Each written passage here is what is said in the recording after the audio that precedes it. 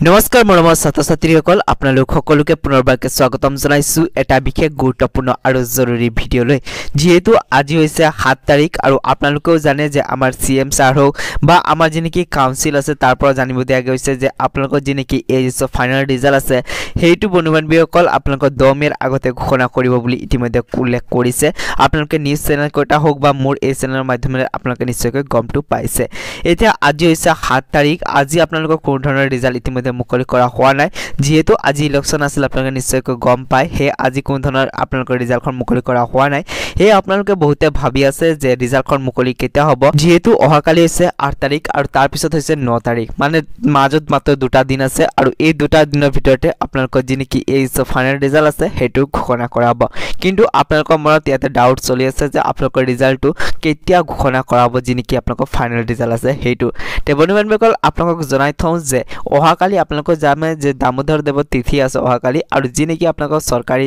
school হোক বা কৰ্মচাৰীসকলে ইয়াতে বন্ধ পাব কিন্তু বন্ধুবান্ধৱীসকল এইটো কথা নহয় যে অহাকালি আপোনালোকৰ ৰিজাল্টখন মুকলি কৰিব নোৱাৰে বুলি হয়তো বন্ধুবান্ধৱীসকল ইয়াতে কাউন্সিলৰ পৰা তেওঁলোকে ইয়াতে নিজাববীয়াকৈ তেওঁলোকৰ কৰ্মচাৰীসকলক কামত লগাই থব পাৰে ঠিক আছে কিন্তু বন্ধুবান্ধৱীসকল অহাকালি ৰিজাল্ট প্ৰকাশ পাবনে নাই সেই ক্ষেত্ৰত কিন্তু এতিয়ালৈকে আপডেটটো আহা নাই এটো না ভাবিব যে বন্ধ থকাৰ কাৰণে আপোনালোকৰ ৰিজাল্টখন মুকলি কৰা নহয় বুলি ঠিক আছে কিয়নো কাউন্সিলে যদি তেওঁলোকৰ কৰ্মচাৰীসকলক যদি ইয়াতে বন্ধ নিদিয়ে বা তেওঁলোকে যদি ইয়াতে কৰ্মচাৰীসকলক পাৰ্সোনালি ইয়াতে যদি কামত লগায় তেতিয়ালে কিন্তু ৰিজাল্টখন মুকলি কৰি দিব পাৰে ঠিক আছে কিন্তু আপোনালোকক জনাই থওঁ যে যেতিয়া নেকি আপোনালোকৰ ৰিজাল্টখন মুকলি কৰিব তাৰ আগতে নিশ্চয় আপোনালোকে আপডেটটো পাব এদিন আগত বা 5-6 ঘণ্টা আগত আপোনালোকে আপডেটটো পাই যাব সেই আপডেটটো আপোনালোকে আমাৰ সিএম ছাৰৰ যিনি পেজ আছে তাতে বা আমাৰ এডুকেশ্যন মিনিষ্টাৰৰ যিনি পেজ আছে তাতে নতুবা বন্ধুবান্ধৱীসকল যিনি আসাম হাই সেকেন্ডাৰী এডুকেশ্যন কাউন্সিলৰ যিনি অফিচিয়েল ওয়েবসাইট আছে তাতে আপোনালোকে যিনি নোটিফিকেশন আছে হেতু পাই যাব কিন্তু বন্ধুবান্ধৱীসকল এটা কথা চিন্তা কৰি ল'ব যে